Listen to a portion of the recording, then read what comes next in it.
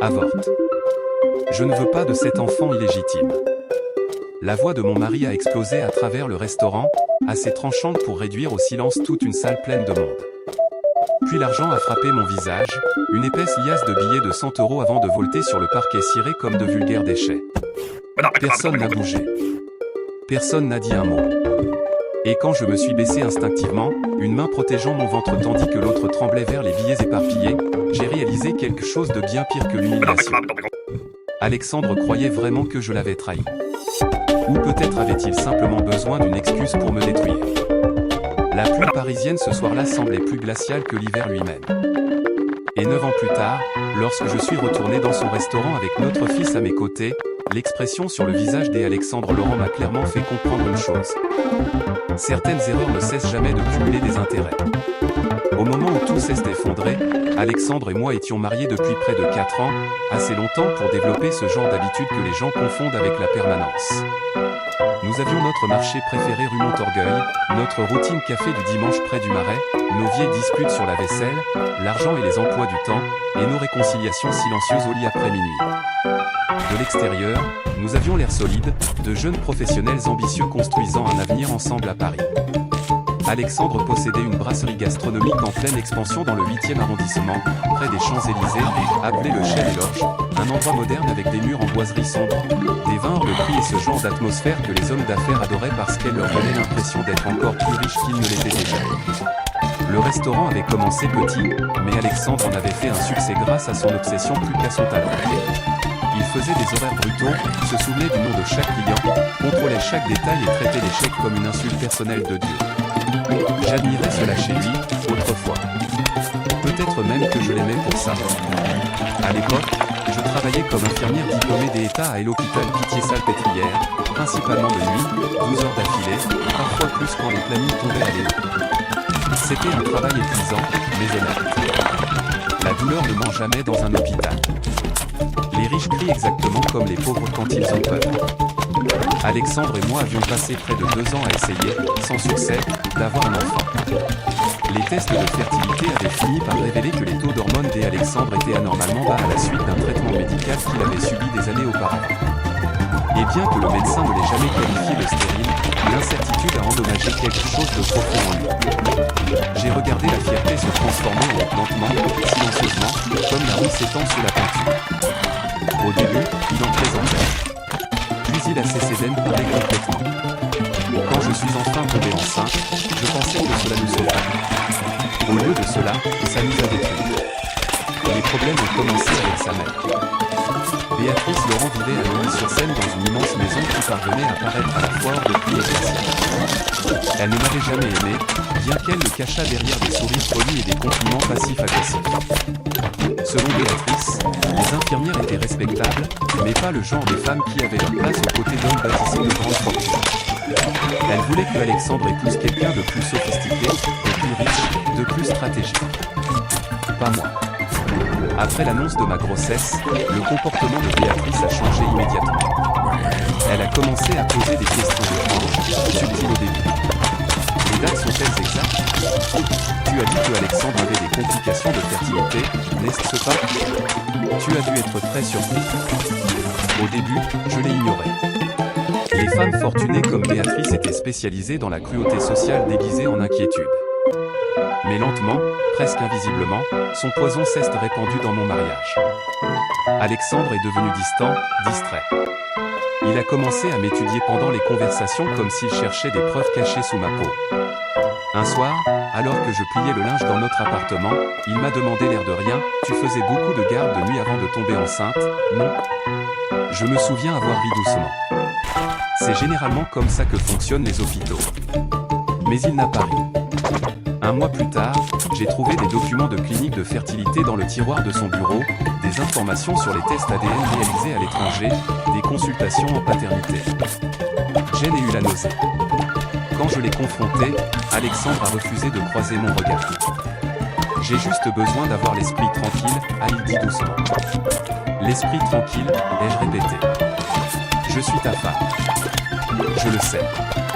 Alors pourquoi me traites-tu comme une suspecte? Sa mâchoire cesse de contracter, immédiatement sur la défensive. Parce que rien de tout ça reste logique. Et voilà. La vraie blessure. Pas la science, pas la médecine. Sa fierté. J'avais envie de lui hurler dessus, de lui jeter les papiers au visage, mais à la place, je me suis assise lentement parce que mes jambes semblaient soudain faibles. Je ne te tromperai jamais. Alexandre cesse de frotter le front vigoureusement. J'essaie de le croire. Essayez. Pas croire. Essayez. Quelque chose cesse de briser en moi cette nuit-là. Pourtant, je suis resté. La grossesse rend les femmes pleines d'efforts de manière dangereuse. Je continuais à penser que le bébé le calmerait, nous reconnecterait d'une manière ou d'une autre, lui rappellerait qui nous étions avant que l'insécurité n'empoisonne tout. Mais la peur diminue rarement d'elle. Elle grandit, surtout quand d'autres personnes la nourrissent. L'effondrement final a eu lieu 3 semaines plus tard, lors de la soirée d'anniversaire de chaîne et l'or.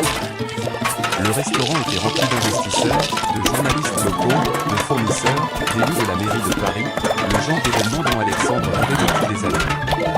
Je portais une robe de maternité bleu marine qui laissait à peine deviner mon ventre, et pendant la première heure, j'ai vraiment cru que nous pourrions survivre à la tension qui régnait entre nous. Puis j'ai vu Béatrice parler à Alexandre près du bar. Elle cesse de pencher vers lui chuchotant quelque chose de tranchant à l'oreille. Le visage d'Alexandre a changé immédiatement. Pas de la colère au début, de l'humiliation, ce qui était pire. Il cesse de tourner lentement vers moi, son verre de cognac serré dans une main. La salle autour de nous a sombré dans un silence nerveux. Dis-moi une chose, a-t-il dit fort. Trop fort. Tu t'attends vraiment à ce que je croie que ce bébé est de moi. Toutes les conversations aux alentours se sont arrêtées. Mon corps entier cesse de glacer. Alexandre, ai-je chuchoté, pas ici. Mais l'humiliation avait déjà pris le contrôle. Et les hommes humiliés deviennent souvent cruels parce que la cruauté donne une illusion de pouvoir. Tu sais ce qui est drôle, a-t-il continué, la voix montant d'un cran. Tout le monde n'arrête pas de me féliciter comme si j'étais un futur père incroyablement chanceux. Les gens nous fixaient ouvertement maintenant. Une serveuse près des cuisines cesse de figer complètement.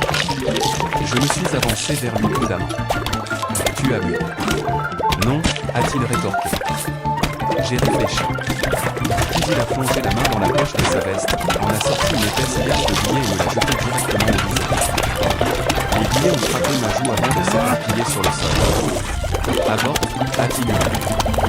Je ne veux pas de cet enfant illégitime. Le silence qui a suivi m'a paru monstrueux. Pas une seule personne n'a pris ma défense. Ni les amis d'Alexandre, ni ses partenaires commerciaux, ni même Béatrice, qui se tenaient simplement là, tenant son verre de vin vers un calme terrifiant.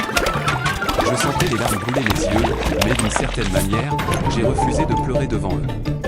Au lieu de cela, j'ai regardé directement mon mari, l'homme avec qui j'avais enchaîné les doubles cartes, que j'avais soutenu financièrement quand son restaurant était pour survivre, que j'avais aidé à travers chacune de ses insécurités, et j'ai réalisé que je ne le reconnaissais plus. Ou peut-être que c'était sa vraie nature depuis toujours. Peut-être que l'amour m'avait simplement aveuglé. Sans un mot de plus, je me suis baissé lentement, j'ai ramassé mon sac à main et je me suis dirigé vers la sortie tandis que la pluie martelait les vitres derrière moi. Personne ne m'a arrêté. Même pas Alexandre. Surtout pas Alexandre. La pluie parisienne en novembre ressemble à une punition. Le temps d'atteindre la rue, mon manteau était complètement trempé, les eaux froides glissant le long de mon cou tandis que les feux de circulation se reflétaient sur le trottoir mouillé en traits d'éclos rouges et dorés. Je suis resté là quelques secondes, tremblant. Pas à cause du froid, mais parce que je n'avais soudain plus nulle part où aller. Mon téléphone a vibré dans mon sac. L'espace d'une seconde pathétique, j'ai cru que c'était Alexandre. Au lieu de cela, c'était une notification bancaire m'informant que notre compte joint avait été bloqué. J'ai éclaté de rire. Un rire brisé, épuisé, qui m'a surprise moi-même. Il avait tout planifié. Pendant que je me tenais sous l'aube à l'extérieur du restaurant, essayant de ne pas m'effondrer, la porte de service s'est ouverte doucement derrière moi. Une femme plus âgée est sortie, vêtue d'un uniforme d'entretien, ses boucles grises humides à cause de la vapeur des cuisines. Fatiguée. Elle nettoyait les sols du restaurant tous les jeudis soirs. Sans dire grand-chose, elle a retiré son épais gilet en laine et l'a enroulé autour de mes épaules. « Tu ne devrais pas rester dehors comme ça, ma chérie », a-t-elle dit doucement. Cette gentillesse a failli me détruire plus que l'humiliation elle-même. J'ai enfin commencé à pleurer, pas de gros sanglots dramatiques, juste des larmes silencieuses glissant sur mon visage tandis que je tenais mon ventre à deux mains. Fatima m'a regardé longuement avant de reprendre la parole. Les hommes qui jettent les bonnes femmes, a-t-elle murmuré, passent généralement le reste de leur vie à essayer de remplacer ceux qui l'ont perdu. Je n'ai pas répondu, car à l'époque, je l'aimais encore assez pour espérer qu'elle avait tort. Cette nuit-là, j'ai dormi dans une salle d'observation vide à l'hôpital entre deux gardes, recroquevillés sur le côté sous une fine couverture tandis que les néons du couloir brillaient à travers la vitre de la porte. Vers 3 heures du matin, j'ai sorti la photo de l'échographie de mon sac. Un minuscule battement de cœur. Une minuscule vie. La preuve minuscule que je n'étais plus seul. J'ai pressé doucement la photo contre ma poitrine et j'ai chuchoté dans l'obscurité, je ne sais pas comment, mais je te protégerai. La première année après que Alexandre m'ait jeté dehors a ressemblé moins à une vie qu'à la survie à une catastrophe naturelle qui n'avait jamais officiellement pris fin. Chaque jour portait le même rythme épuisant, travail, nausées, heures, fractures, silence. Et au moment où mon fils est né, j'ai compris quelque chose sur la solitude qu'aucune femme mariée ne croit vraiment jusqu'à ce que cela lui arrive. Le plus dur n'est pas d'être abandonné. Le plus dur, c'est de réaliser que le monde continue de tourner comme si rien d'important n'avait été détruit. Paris ne cesse pas arrêter pour mon cœur brisé. Les ambulances roulaient toujours au carrefour à 2 heures du matin. Les infirmières épuisées achetaient toujours du café brûlé des distributeurs automatiques pendant les gares de nuit. Les couples riaient toujours dans les restaurants pendant que je m'asseyais seul dans un minuscule studio, comptant les pièces de monnaie pour la lactate. Et quelque part de l'autre côté de la ville, Alexandre Laurent continuait à bâtir son empire pendant que je me reconstruisais à partir de lui. J'ai donné naissance à Léo lors de la dernière semaine d'août, après un travail de 20 heures à la sieste presque terminée par une césarienne d'urgence.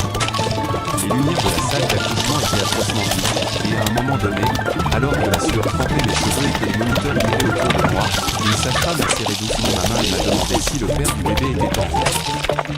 Je me souviens avoir tourné le visage vers le mur avant de répondre. Non, ai-je dit doucement. Il ne viendra pas, elle n'a plus jamais posé la question. Quand Léo est enfin arrivé, hurlant, le visage rouge et furieux contre le monde, quelque chose en moi cesse de déplacer de façon permanente. La peur n'a pas disparu, mais elle cesse de réorganiser. Ma vie a cessé de m'appartenir entièrement après ce moment. Chaque décision, chaque sacrifice, chaque heure d'épuisement avait soudainement un visage attaché à elle. Ses yeux étaient bleus au début, exactement comme ceux d'Alexandre. Ça m'a presque brisé. Pendant les 6 premiers mois, nous avons vécu dans un appartement étiqué au 3e étage dans le 18e arrondissement, au-dessus d'une épicerie de quartier où les camions de livraison faisaient trembler les vitres avant l'aube.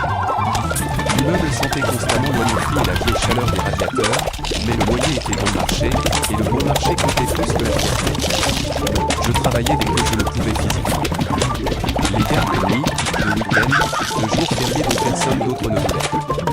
Parfois, je dormais moins de 4 heures entre les rotations, me réveillant en panique parce que je ne savais plus si j'avais stérilisé les biberons, payé la facture d'électricité ou signé les papiers d'inscription sur la formation de cadre de santé dans laquelle je m'étais lancé, de manière presque insolente.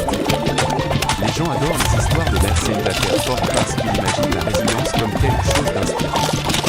Ils ne décrivent jamais correctement l'épuisement, la solitude, la réflexion humiliante de décider si on peut s'offrir des fruits frais cette semaine-là.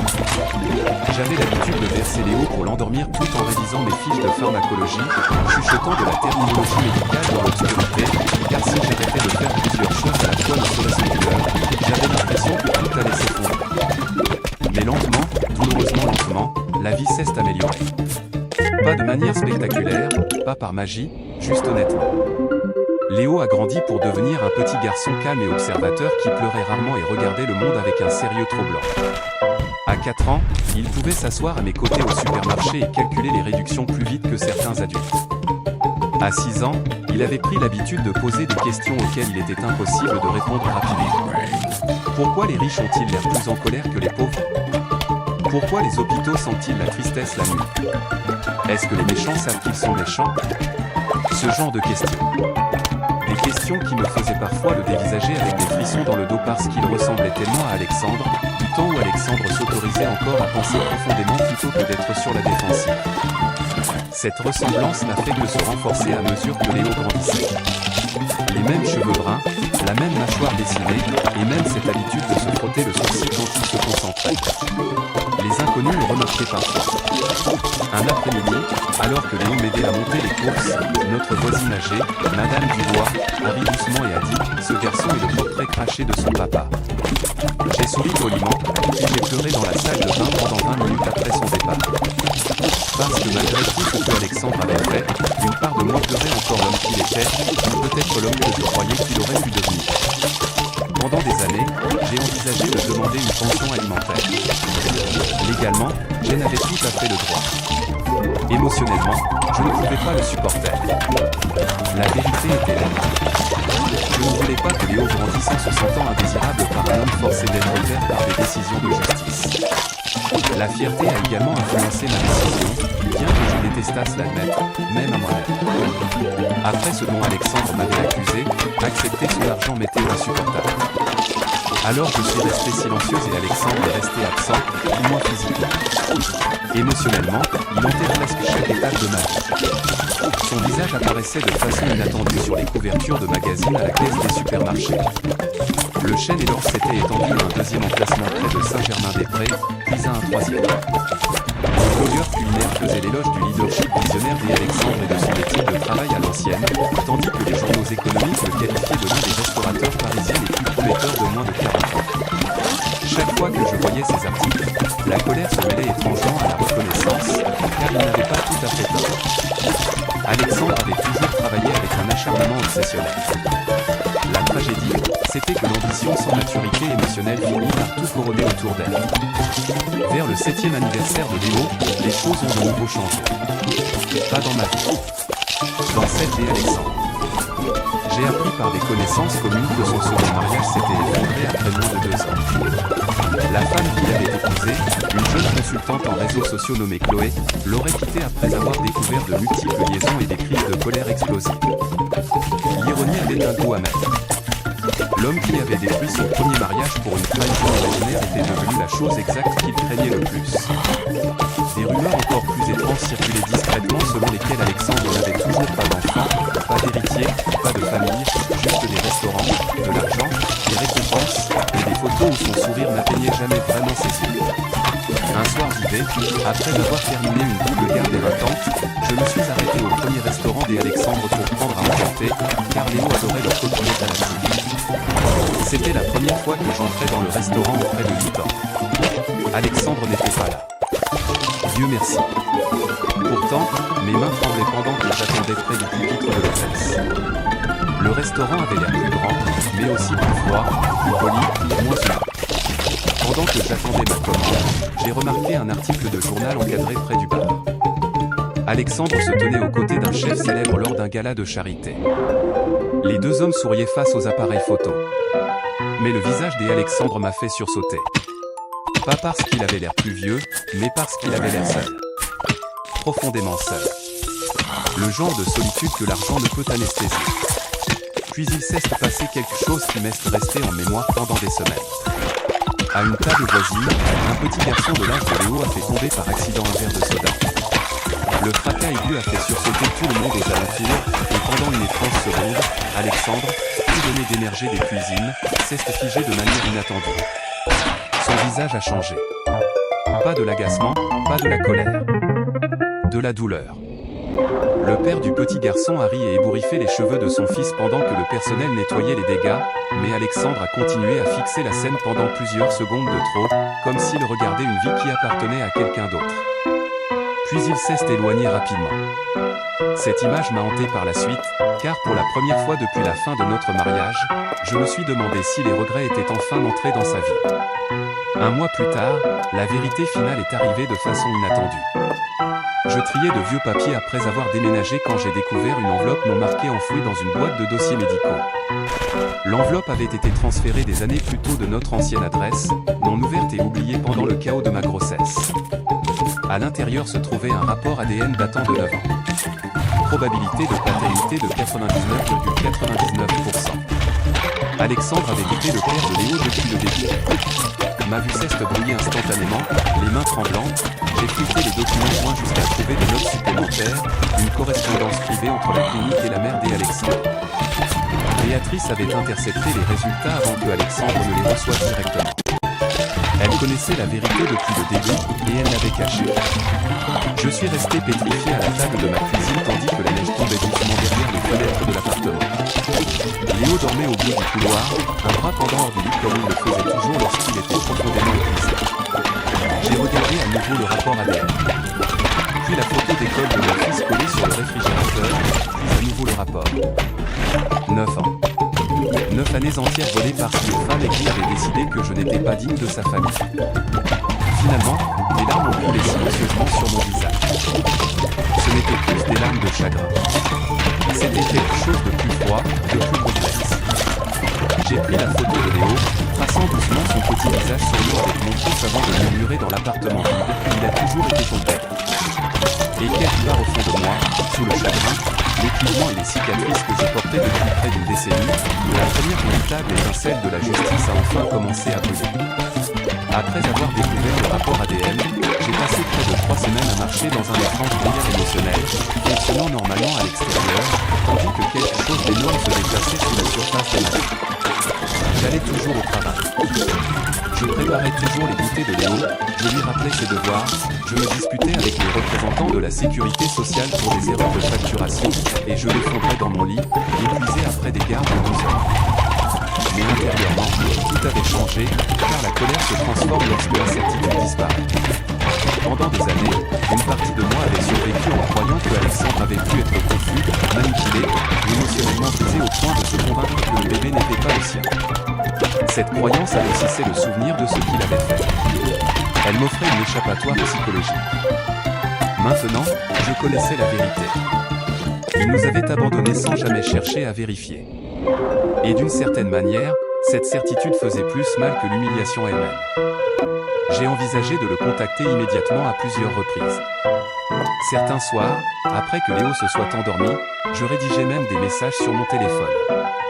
Tu as un fils. Ta mère t'a menti. Tu as détruit nos vies pour rien. Mais chaque version sonnait soit trop en colère, soit trop faible. Finalement, je les effaçais tous. Je ne voulais pas d'une vengeance construite sur une impulsion. Je voulais de la clarté. Pendant ce temps, Léo continuait à devenir le genre d'enfant capable de vous briser le cœur par sa gentillesse ordinaire. À 9 ans, il avait déjà développé une intelligence émotionnelle silencieuse qui poussait les adultes à lui faire confiance presque immédiatement. Il remerciait les chauffeurs de bus sans qu'on le lui rappelle. Il aidait les voisins âgés à monter leurs courses. Il remarquait quand les gens faisaient semblant d'aller bien, surtout moi. Un dimanche matin, alors que nous étions assis ensemble à notre minuscule table de cuisine en train de manger des crêpes, Léo a levé les yeux de son jus d'orange et a demandé avec désinvolture « Mon père jouait-il au piano ?» La question a failli m'étouffer. « Pourquoi demandes-tu ça ?» Il a haussé les épaules. Monsieur Lefebvre a dit que les enfants retiennent généralement certaines choses de leurs parents. Léo avait commencé les cours de piano 2 ans plus tôt grâce à un programme de bourse artistique de la ville. Son professeur affirmait qu'il possédait un instinct naturel. Un timing inhabituel, une profondeur émotionnelle, l'oreille absolue. Le regarder jouer semblait parfois surréaliste parce que Alexandre jouait autrefois du piano exactement de la même manière, intensément, presque avec colère, comme s'il essayait de soumettre l'émotion par la force. J'ai dégluti difficilement avant de répondre. Oui, ai-je dit doucement. Ton père jouait. Il était bon ? J'ai regardé par la fenêtre de l'appartement pendant plusieurs secondes avant de répondre. Il aurait pu l'être. Léo a accepté cette réponse sans insister. Il avait cessé de poser des questions détaillées sur son père des années auparavant, sentant instinctivement que le sujet était douloureux. Les enfants comprennent souvent les frontières émotionnelles bien avant que les adultes ne leur en donnent le crédit. Pourtant, la ressemblance entre eux devenait impossible à ignorer. Un soir, en aidant Léo à se préparer pour un récital de l'école, je l'ai regardé ajuster sa petite veste de costume dans le miroir de l'enfant. Cheveux sombres soigneusement peignés, sourcils froncés par la concentration, et soudain, j'ai vu Alexandre si clairement que ma poitrine s'est physiquement serrée. Pas la version cruelle, la version plus jeune, l'homme que j'avais rencontré à 23 ans. L'homme qui m'avait porté dans la neige parce que je me plaignais que mes bottes me faisaient mal. La mémoire est dangereuse de cette façon. Elle est dite de manière sélective, préservant la tendresse longtemps après que la logique affirme qu'elle devrait disparaître. 2 semaines plus tard, le destin a finalement forcé le monde à se croiser à nouveau. L'école primaire de Léo a annoncé un gala de collecte de fonds à l'échelle de la ville, mettant en vedette les performances d'élèves en art sélectionnés à travers Paris. Les parents ont reçu des invitations formelles, des formulaires de dons et des informations sur le lieu dans des enveloppes scellées renvoyées à la maison un vendredi après-midi. J'ai ouvert l'enveloppe de Léo d'un extrait en faisant la vaisselle, et je me suis dit. Le restaurant Le Chêne et l'Orge, près des Champs-Élysées. Mon estomac s'est noué instantanément. Non, ai-je chuchoté avant de pouvoir m'en empêcher. Léo a levé les yeux depuis le canapé. Quoi? Mais ce n'était pas là. Parmi des centaines de lieux à Paris, l'école avait choisi le restaurant phare des Alexandre, l'établissement le plus grand et le plus prestigieux qu'il possédait.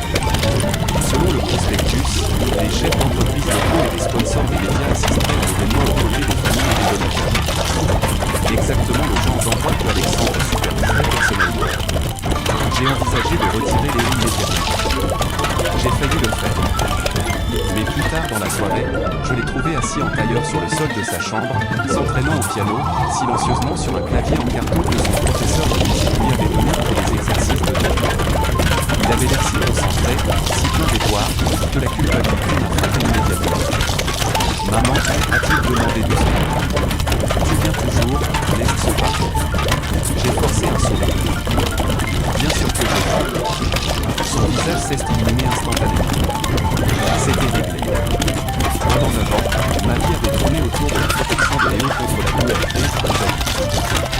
Je refusais de laisser l'ombre d'Alexandre lui voler autre chose maintenant. La semaine qui a précédé le gala a été insupportable. Tous les pires scénarios se rejouaient sans fin dans ma tête pendant que j'enchaînais mes gardes à l'hôpital en pilote automatique. Peut-être que Alexandre reconnaîtrait Léo immédiatement. Peut-être qu'il ne le reconnaîtrait pas. Peut-être qu'il n'irait plus disparaître. Peut-être que me voir ne signifierait rien pour lui. Cette possibilité m'effrayait le plus. La nuit de l'événement est arrivée froide et venteuse. Le climat typique du printemps parisien, où l'hiver s'attarde comme de la rancune.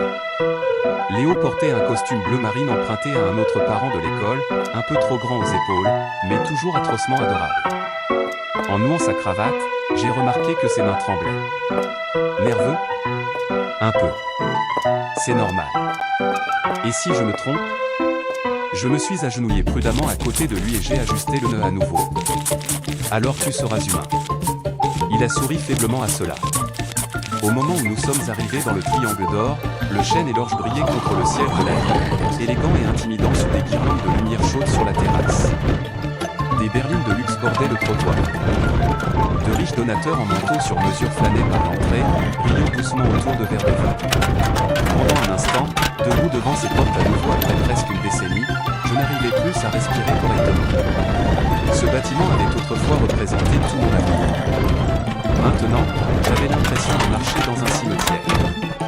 Ça va, a demandé Léo. J'ai baissé les yeux vers lui, vers les yeux d'Alexandre qui me fixaient en retour, et je me suis forcé à avancer. À l'intérieur, le restaurant bourdonnait de conversations mondaines et de charles raffinés.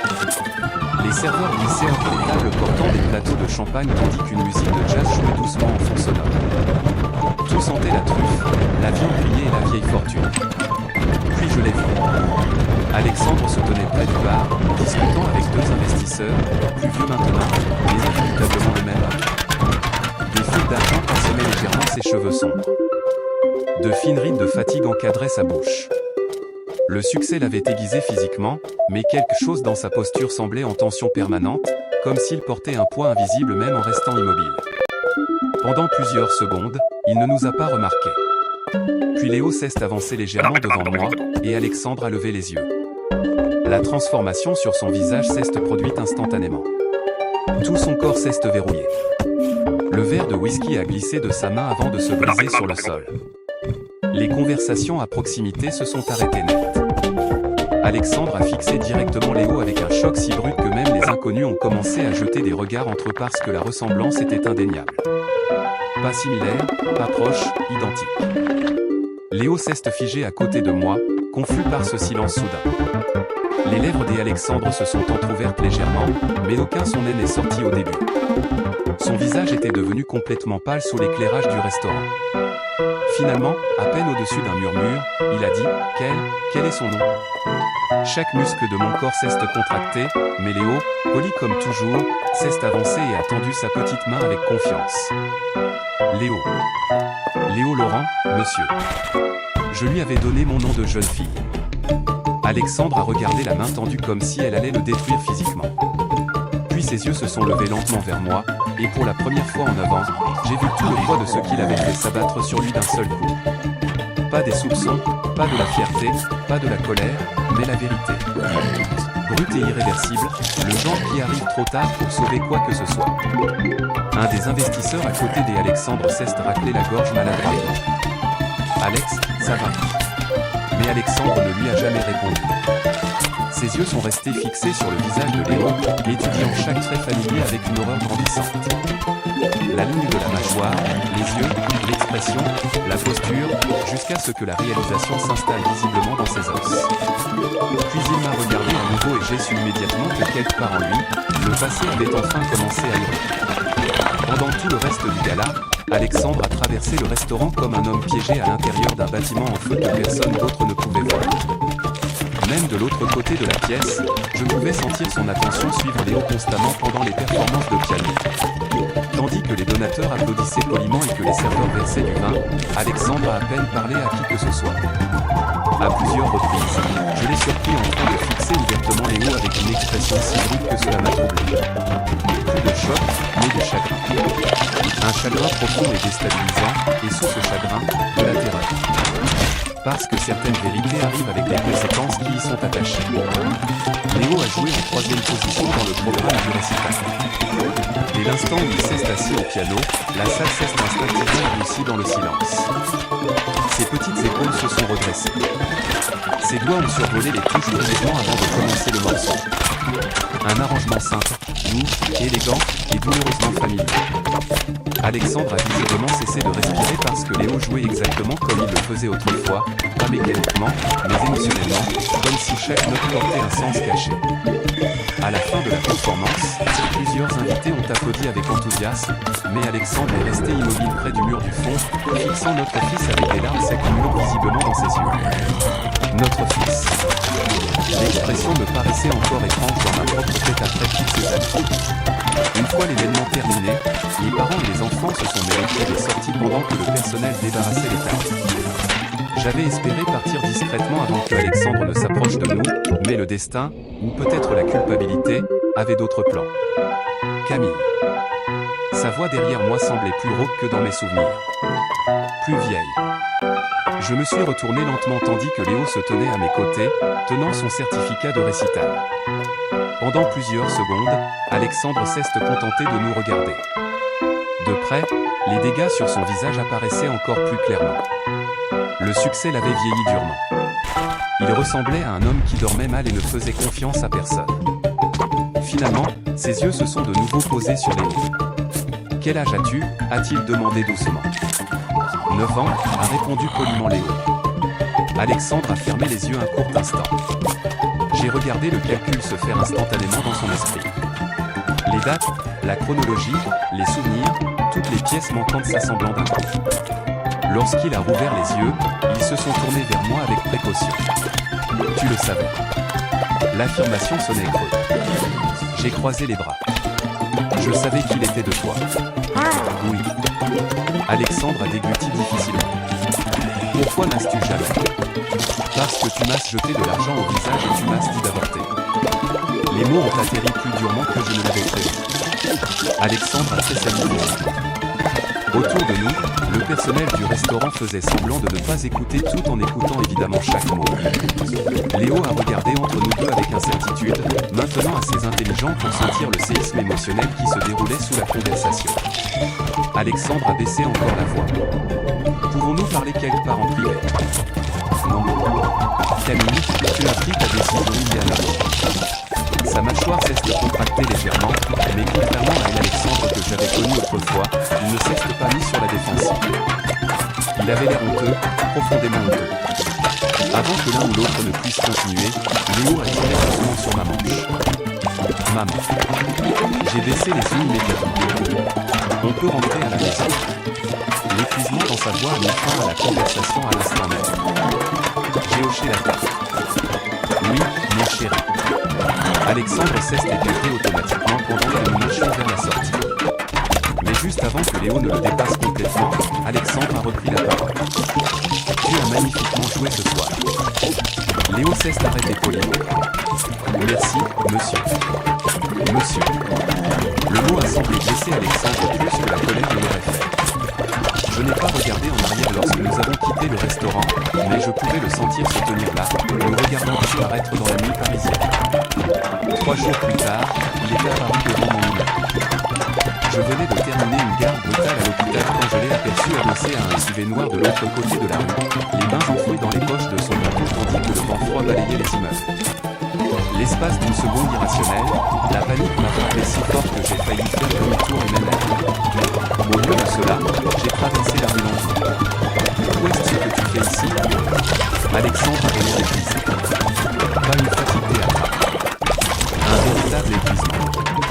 Le genre qui s'accumule quand on n'a pas dormi correctement depuis des jours. J'ai besoin de te parler. Tu l'as déjà fait. Non, a-t-il dit doucement. Pas vraiment. Pendant plusieurs instants, aucun de nous n'a parlé. La circulation sifflait sur la chaussée mouillée à proximité tandis que les piétons nous contournaient sans intérêt. Paris apprend aux gens à ne pas se mêler de la douleur des étrangers. Finalement, Alexandre a demandé « Est-ce que je peux le revoir ?» La simplicité de la question m'a prise au dépourvu. Pas d'exigence, pas de menace légale, juste de l'espoir. J'ai scruté son visage attentivement, cherchant l'arrogance ou la manipulation, mais je n'ai trouvé ni l'un ni l'autre. Il avait sincèrement peur que je dise non. Tu n'as pas le droit d'entrer et de sortir de sa vie quand je t'arrange émotionnellement, ai-je dit froidement. Je sais que tu m'as accusé de tromperie. Je sais que tu nous as abandonnés. Sa voix cesse de briser légèrement. Je sais. La sincérité de cette réponse m'a déstabilisé plus que la colère. Puis Alexandre a mis lentement la main dans la poche de son manteau et m'a tendu un document plié. Le rapport ADN. Le même que j'avais découvert quelques semaines plus tôt. J'ai découvert la vérité 2 ans après ton départ, a-t-il admis doucement. Je l'ai dévisagé. Quoi? Alexandre a baissé les yeux vers le trottoir, la honte assombrissant son expression. La clinique a renvoyé des copies après avoir menacé de poursuites judiciaires pour des frais de stockage impayés. Ma mère avait intercepté les résultats originaux avant même que je ne les voie. Ma poitrine cesse de serrer instantanément. Tu savais depuis 7 ans. J'ai essayé de te retrouver. J'ai ri amèrement. Tu possédais la moitié de la ville à ce moment-là. Je le méritais. Oui, ai-je tranché. Tu le méritais. Alexandre a hoché la tête une fois, l'acceptant complètement. Puis il a dit quelque chose auquel je ne m'attendais pas. J'ai été soulagé quand j'ai d'abord pensé que le bébé n'était pas de moi. Son honnêteté m'a laissé sans voix. Alexandre cesse de frotter rudement le visage avec une main avant de continuer. Parce que si tu m'avais trahi, alors je pouvais te détester sans culpabilité. Ça rendait ma colère légitime. Sa voix a baissé douloureusement. Mais après l'arrivée des résultats du test, j'ai réalisé ce que j'avais vraiment fait. Pendant un instant, je l'ai revu clairement. Pas comme le monstre de cette soirée au restaurant, pas comme l'homme d'affaires à succès des couvertures de magazines, mais simplement comme un homme brisé, se tenant seul au milieu des ruines de ses propres choix. Et d'une certaine manière, c'était plus difficile à détester. Pourtant, la douleur ne disparaît pas parce que le regret arrive enfin. Tu n'obtiens pas le pardon juste parce que tu te sens mal maintenant, ai-je dit doucement. Alexandre a de nouveau hoché la tête. Je le sais. Cette phrase à nouveau. Pas sur la défensive, pas dans l'argumentation, juste dévasté. Au cours des semaines suivantes, Alexandre a commencé à apparaître prudemment, avec précaution, dans la vie de Léo, ne s'imposant jamais dans des situations, n'exigeant jamais de titre ou d'affection. Il a assisté à l'un des cours de piano de Léo le samedi, au fond de la salle, et est parti sans interrompre après. Il a envoyé des livres sur l'astronomie après avoir appris que Léo adorait les documentaires sur l'espace. Il demandait la permission avant chaque interaction. Léo restait poli mais réservé. Curieux cependant. Un soir, après que Alexandre l'ait emmené voir un match du PSG, Léo s'est assis à côté de moi en mangeant du popcorn pendant que la neige tapait doucement contre les fenêtres de l'appartement. Maman. Oui. Pourquoi est-ce qu'il me regarde comme ça? Je suis restée silencieuse trop longtemps. Finalement, Léo a chuchoté, c'est mon père, n'est-ce pas? Les enfants savent généralement bien avant que les adultes n'avouent les choses à voix haute. J'ai fermé les yeux brièvement avant de répondre. Oui. Léo a absorbé la vérité calmement, bien plus calmement que je ne m'y attendais. Est-ce qu'il savait pour moi? La question a fait plus mal que tout le reste. J'ai choisi l'honnêteté. Pas au début. Mais plus tard, oui. J'ai regardé mon fils attentivement, ce bel enfant innocent créé au milieu de tant de dégâts, et j'ai réalisé qu'il n'y avait pas de version indolore de la vérité. Oui, ai-je admis doucement. Plus tard, Léo a fixé le sol pendant un long moment. Puis il a posé la question que je redoutais le plus. Pourquoi n'est-il pas venu? J'ai ouvert la bouche et je n'ai pas pu répondre. Parce qu'il y avait surtout aucune explication ne peut cicatriser proprement. 2 semaines plus tard, Alexandre a finalement appris toute la vérité sur sa mère. Béatrice a subi un léger accident vasculaire cérébral dans sa maison de Neuilly et a été hospitalisée pour la nuit en observation. Selon Alexandre, la culpabilité a plus tard dénoué quelque chose en elle. Peut-être que la vieillesse l'a fait aussi. Quelle qu'en soit la raison, elle a tout avoué. Les résultats ADN interceptés, le mensonge, la manipulation, la destruction délibérée de notre mariage parce qu'elle croyait que je freinerais Alexandre.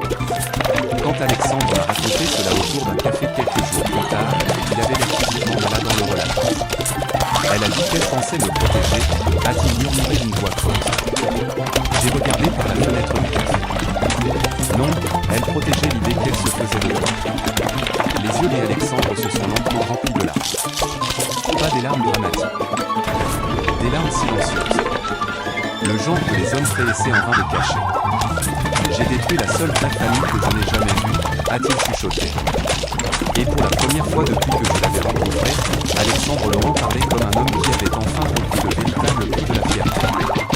Le pardon, j'ai fini par l'apprendre, n'est-ce pas un moment précis? C'est un long couloir, et certaines personnes passent des années à le traverser. Le printemps qui a suivi la découverte par Léo de la vérité sur son père est arrivé lentement à Paris, faisant fondre les bancs de messages dans lesquels nous ignorait quand le bas soleil revenait sur la ville, un après-midi réticent à la folie. La vie a continué à avancer avec son indifférence habituelle. Les banlieusards se pressant sur les quais du RER, les infirmières changeant de service à l'eau, les touristes prenant des photos au bord de la Seine. Mais à l'intérieur de notre petite famille, tout semblait incertain et inachevé.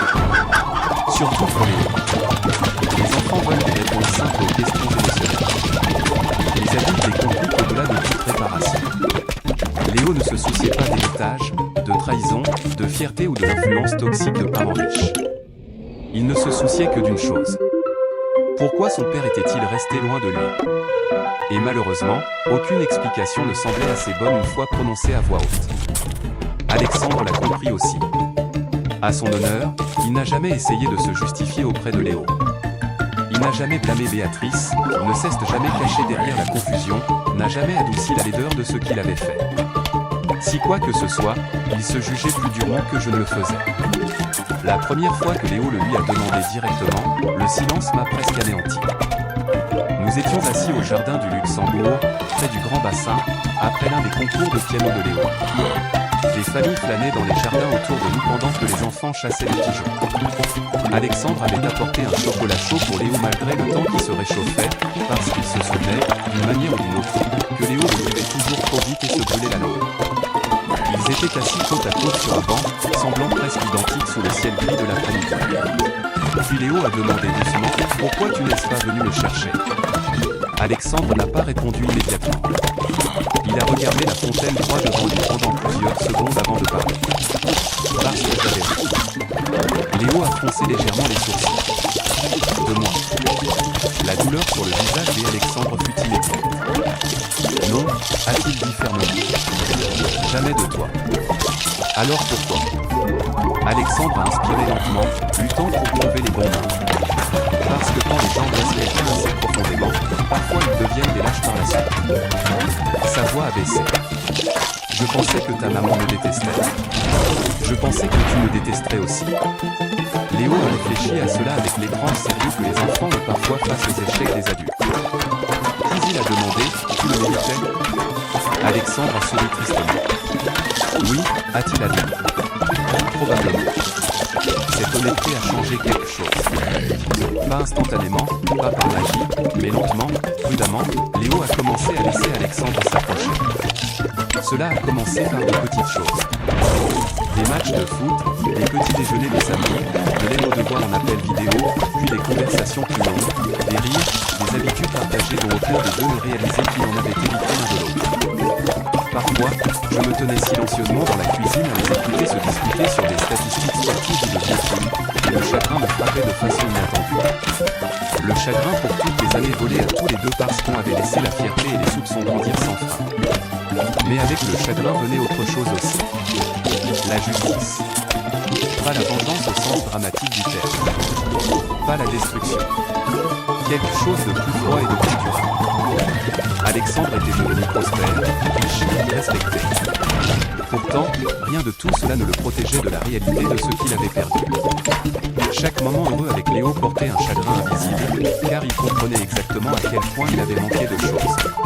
Les premiers pas, les premiers mots, les anniversaires, les cauchemars, les pièces de théâtre de l'école, les fiertés. 9 années entières qui ne pourraient jamais être récupérées, peu importe à quel point il les regrettait profondément. C'était ça, la punition. Et contrairement à la colère, elle ne disparaîtrait jamais complètement.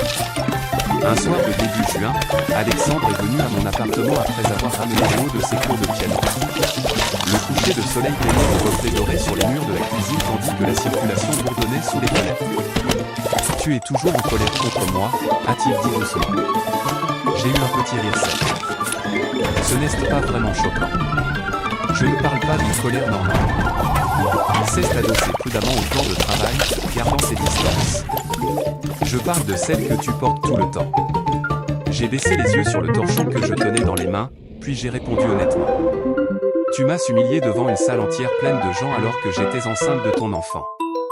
Ma voix est restée calme, mais tout juste. Il y a eu des nuits où je n'avais pas les moyens d'acheter de vraies courses, Alexandre. Il y a eu des Noëls où j'ai emballé des jouets de brocante et j'ai fait comme si tout allait bien. La douleur a immédiatement assombri son visage. Je sais. Non, ai-je dit doucement. Tu connais les faits, c'est différent. Le silence s'est installé lourdement entre nous. Finalement, Alexandre a demandé, penses-tu qu'il y a une chance que tu puisses un jour me pardonner complètement? Je l'ai regardé pendant un très long moment avant de répondre. Le pardon n'efface pas les conséquences. Les mots ont atterri doucement. Mais ils ont atterri. Alexandre a hoché la tête une fois, acceptant la vérité sans discuter. Et, curieusement, cette acceptation importait plus que des excuses ne l'auraient jamais fait. Au cours des mois suivants, il a continué à essayer de devenir le père que Léo méritait, plutôt que l'homme que la culpabilité voulait le faire paraître. Il a assisté aux réunions de parents d'élèves, a aidé pour les projets de sciences, a appris à tresser des rallonges pour les concours de robotique de Léo parce que des tutoriels YouTube l'avaient convaincu que c'était utile. De la vraie parentalité, de la parentalité chaotique, patiente, et non de la représentation. Pendant ce temps, quelque chose d'inattendu s'est produit publiquement. Alexandre a changé. Pas superficiellement. Fondamentalement. Il a commencé à se retirer presque entièrement des cercles mondains du luxe parisien. La persona d'homme d'affaires agressif qui dominait autrefois sa réputation s'est visiblement adoucie. Les employés des chaînes et leurs m'ont dit plus tard qu'il était devenu plus calme, plus gentil, plus présent. Il a cessé de crier dans les cuisines, a commencé à accorder des congés maternité payés au personnel horaire, a discrètement couvert les frais médicaux d'un mélangeur dont la femme avait développé un cancer. Puis, 6 mois après avoir renoué avec Léo, Alexandre a annoncé une nouvelle initiative à but non lucratif par le biais de son groupe de restauration, la Fondation Fatima, du nom de la vieille femme de ménage qui m'avait un jour donné son gilet sous la pluie. L'organisation fournissait une aide au logement d'urgence, des subventions pour la garde d'enfants et un soutien juridique aux mères célibataires en difficulté à travers Paris. Lorsque des journalistes lui ont demandé publiquement pourquoi cette question lui tenait tant à cœur, Alexandre a répondu avec une honnêteté brutale lors d'un gala télévisé. Parce qu'il y a des années, a-t-il dit dans le microphone, j'ai failli à quelqu'un qui méritait protection, confiance et compassion, et certains échecs devraient vous changer de façon permanente. J'ai regardé l'interview depuis mon canapé pendant que Léo était assis à côté de moi, mangeant du popcorn. Aucun de nous n'a parlé pendant un moment. Finalement, Léo a chuchoté, il t'aime vraiment, n'est-ce pas? La question m'a prise au dépourvu. J'ai regardé l'écran de télévision où Alexandre se tenait maladroitement, acceptant des applaudissements qu'il ne voulait clairement pas.